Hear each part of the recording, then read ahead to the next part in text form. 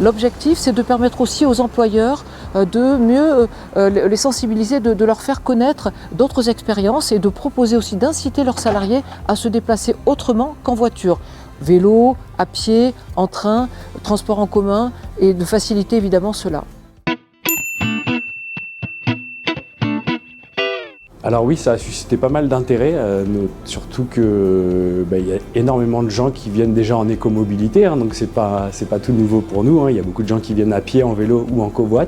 Sur la dizaine de personnes qui sont mobilisées, il y a 3 personnes qui ont fait l'effort de changer leur façon de se déplacer pour venir au travail en écomobilité. Pour ceux qui venaient déjà à pied et à vélo, c'est valorisant en fait parce que du coup ils sortent du lot, ils sont dans les équipes, ils sont moteurs, etc. Et ça incite les autres. Ça mobilise aussi les équipes, ça fait des rencontres aussi inter-équipes avec des gens qui se connaissent peut-être pas forcément, etc.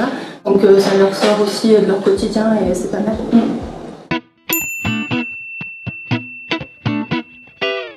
C'est important de pouvoir à la fois sensibiliser mais faciliter aussi. Parce que la voiture c'est pratique, quand on est dans la voiture on est un peu chez soi. Et si on veut là aussi faire en sorte que le mode de déplacement évolue, il faut faciliter la vie des agents.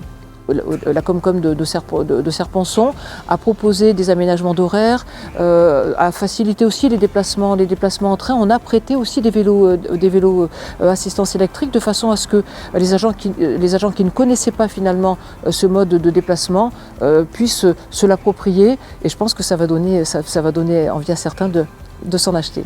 Ça fait déjà plusieurs années qu'on travaille sur la gestion des déchets, sur la gestion des produits d'entretien, etc. Et donc en fait ça rejoint tout à fait l'engagement qu'on a à peu près tous sur le respect de l'environnement.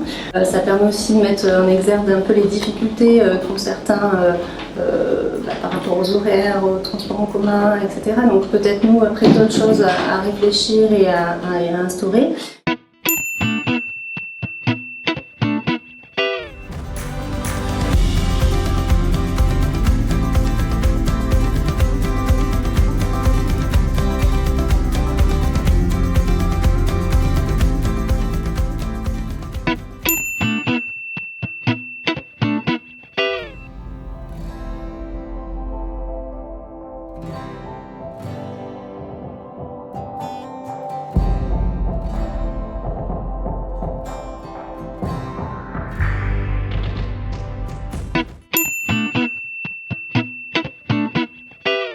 Il faut pérenniser ce type de système, continuer à travailler avec les agents, participer à une concertation sur éventuellement des changements d'horaire en fonction des agents qui pourraient être intéressés pour là aussi contribuer à donner un élan collectif sur le changement de comportement pour les déplacements professionnels.